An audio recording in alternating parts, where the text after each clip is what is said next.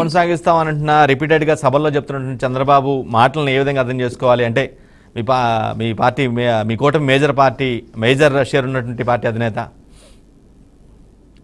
Sir definite గా వ్యవస్థల్ని కొనసాగిస్తాము. అది ఎంతవరకు అంటే ప్రజలకు అవసరమైన మేర, అలాగే ఎలాంటి అవినీతి లేకుండా. ఇప్పటి వరకు వ్యవస్థల్లో చాలా వరకు జగన్మోహన్ రెడ్డి కమ్యూనిటీ భావజాలంతో అంటే కులం భావజాలంతో తీవ్రమైన అవినీతికి ప్రతి వ్యవస్థలోనూ చొప్పించారు. కాబట్టి ఆ వ్యవస్థల్ని ప్రక్షాళన చేస్తూనే వ్యవస్థను కొనసాగిస్తాం. ఇప్పుడు ఎవరైతే పార్టీలకు ఫేవర్ గా, వ్యవస్థకు వ్యతిరేకంగా, ప్రజాస్వామ్యానికి వ్యతిరేకంగా పనిచేసేటువంటి వ్యక్తులు వాళ్ళని ఖచ్చితంగా యాక్షన్ తీసుకొని ఆ వ్యవస్థను యథావిధిగా అంతే ట్రాన్స్పరెన్సీగా కొనసాగించేలాగా ముందుకు తీసుకెళ్తారు. అది ప్రజలకు అవసరం మేర మాత్రమే. అవసరం లేనివి వీళ్ళ ఓటు పాలిటిక్స్ కోసం ఏవైతే చేస్తున్నారో ఇప్పటి వరకు ఈ 5 ఏళ్లలో వాటన్నింటిని కూడా క్లియర్ గా ప్రక్షాళన చేస్తారు. ప్రజల అవసరం ఎంత వరకు ఉంది, దాని ఆల్టర్నేట్ గా మనం ఏం చేయగలము, అదనంగా వాళ్ళకి ఇంకేమైనా కేటాయించి దాన్ని యూజ్ చేసుకోగలమా, ఇలాంటి అన్ని అంశాలను కూడా కూలంకుషంగా పరిశీలించి వాలంటీర్ వ్యవస్థను కూడా క్లియర్ గా నిర్మూలించడం కాకుండా, దాంట్లో చదువుకున్న వాళ్ళు చాలా మంది ఉన్నారు, ఉద్యోగాలు లేక గతి లేక వాలంటీర్లు అయిన వాళ్ళు చాలా మంది ఉన్నారు. అట్లాంటి వాళ్ళకి ఉద్యోగం, వాళ్ళ చదువుకు తగ్గ ఉద్యోగ కల్పన చేసి తక్కువ స్థాయి చదువు ఉండి వాలంటీర్లుగా ఉన్న వాళ్ళకి స్థానికంగా ఏదైనా ఉపాధి అవకాశాలు కల్పించేసి డెఫినెట్ గా వాళ్ళనైతే నిరుద్యోగులు అయితే మార్చాం 100%. ఇప్పుడున్న పొజిషన్ కన్నా బెటర్ పొజిషన్ అయితే 100% పెడతాము. కానీ తప్పనిసరిగా ప్రజలకు అవసరమయ్యే మేర మాత్రమే ఉంటుంది. రాబోయే ఉమ్మడి ప్రభుత్వం ఏ నిర్ణయం తీసుకున్నా అటు ఓటర్ గా ఉన్న వ్యక్తి, అలాగే ఇప్పటి వరకు ఉద్యోగిగా ఉన్న వ్యక్తి, ప్రతి వ్యక్తి కూడా ఉమ్మడి ప్రభుత్వం తీసుకున్న నిర్ణయాలు సంతోషంగా ఉండేలా చేస్తాం తప్ప కక్ష సాధింపు రాజకీయాలు అయితే చెయ్యం. వీళ్ళు పెట్టారు కదా అని మేము పూర్తిగా తీసి వాళ్ళని రోడ్డు వేసే పరిస్థితి అయితే ఉండదు.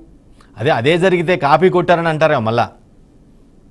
కాపీ ఇప్పుడు సార్ స్వతంత్ర ఉద్యమం చేసేటప్పుడు ముందు వాళ్ళు బ్రిటిష్ వాళ్ళు పోండి అన్నారని చెప్పేసి వెనకాల చోడు బ్రిటిష్ వాడు రాండి అనలేదండి. వెనకాల చోడు కూడా బ్రిటిష్ వాడు పోండి అంటేనే స్వాతంత్రం వచ్చింది మనకి. అవసరమైన మేర కాపీ కొట్టచ్చు, తప్పులేదు దాంట్లో. ఇప్పుడు ఈ ముసలి ఈ వృద్ధులకు ఇచ్చే పెన్షన్, వితంతువులకు ఇచ్చే పెన్షన్, ఇవన్నీ కూడా కొత్తగా ఇప్పుడు ఈ 2 ప్రభుత్వాలు లేదంటే కాంగ్రెస్ ప్రభుత్వం వీళ్ళు పెట్టింది కాదండి. అప్పుడు ఫస్ట్ లో ఇప్పుడు దామోదర సంజీవ్ గారు స్టార్ట్ చేశారు ఫస్ట్. అంటే నా పాయింట్ అరుణ గారు నా పాయింట్ ఏంటంటే పథకాలు ప్రవేశపెట్టడం వేరు, వాటిని ఇంప్లిమెంట్ చేయడం వేరు. ఇంప్లిమెంట్ చేయడంలో కొన్ని తరీకాలు ఉంటాయి, కొన్ని పద్ధతులు ఉంటాయి. సో ఆ బెస్ట్ ప్రాక్టీస్ ఇదేమో ఇంటి దగ్గరికి పంపించడం అనేది బెస్ట్ ప్రాక్టీస్ అనేది కొంతమంది వాదన. అర్థం కాలేదు సార్, నాకు కాల్ వచ్చింది వినరాలేదు. సంక్షేమ పథకాలు ప్రకటించడం వేరు, వాటిని ఇంప్లిమెంట్ చేయడం వేరు. ఇంప్లిమెంట్ చేసే విధానాలు కూడా సపరేట్ కొంత జనాన్ని ఇంప్రెస్ చేసే విధంగా ఉంటాయి. లైక్ సపోజ్ ఇంటి దగ్గరికి వెళ్ళి ఇవ్వటం కానీ, కొన్ని పథకాలు తెలుసుకోవడం కానీ, అందుతున్నాయో లేవో తెలుసుకోవడం కానీ, ఇది కొంత జనాకర్షక స్కీమ్ లానే మనం భావించాల్సి ఉంటుంది కదా.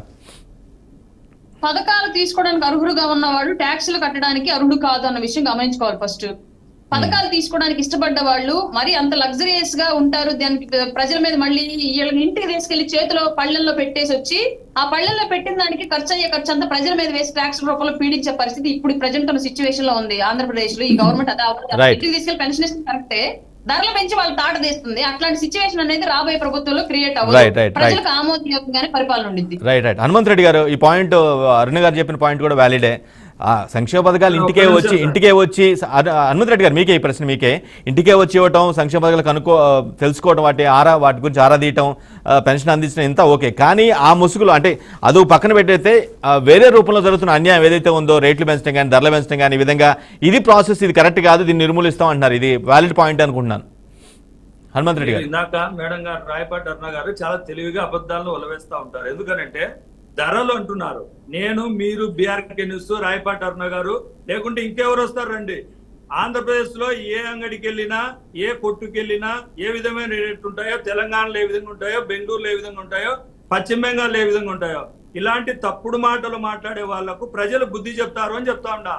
తప్పుడు మాటలు, తప్పుడు ఆరోపణలు చేసే వాళ్ళకు మళ్ళీ నవ్వెందుకు వస్తుందో మరి నాకు అర్థం కాలే. హనుమంత్ రెడ్డి గారు మిమ్మల్ని పిలుస్తున్నా.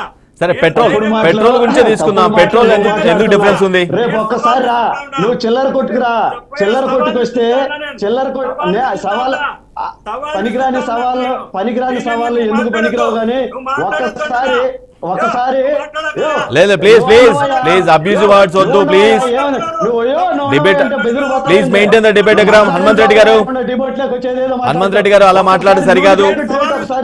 మీతో పాటు పార్టిసిపేట్ చేసిన ప్యానలిస్ట్ ని అలా అంటాం కరెక్ట్ కాదు. హనుమంత్ రెడ్డి గారు పక్క రాష్ట్రంలోకి పోండి, ఎంత రేట్లు ఉన్నాయో చూడండి అన్నారు మీరు. పెట్రోల్, డీజిల్ రేట్లు భారతదేశంలో అన్ని రాష్ట్రాల్లో కూడా పెట్రోల్ డీజిల్ రేట్లు తగ్గిస్తే ఆంధ్రప్రదేశ్ లో తగ్గించలా.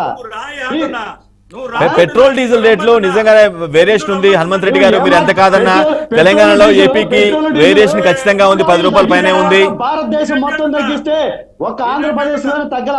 ఇది మీకు తెలియదేమో, నిద్రపోతున్నారో నాకు తెలియదు. ఒకసారి నూనె ప్యాకెట్ మీద రేటు చూడు, ఒక్కసారి నూనె ప్యాకెట్ మీద రేటు చూడు సార్.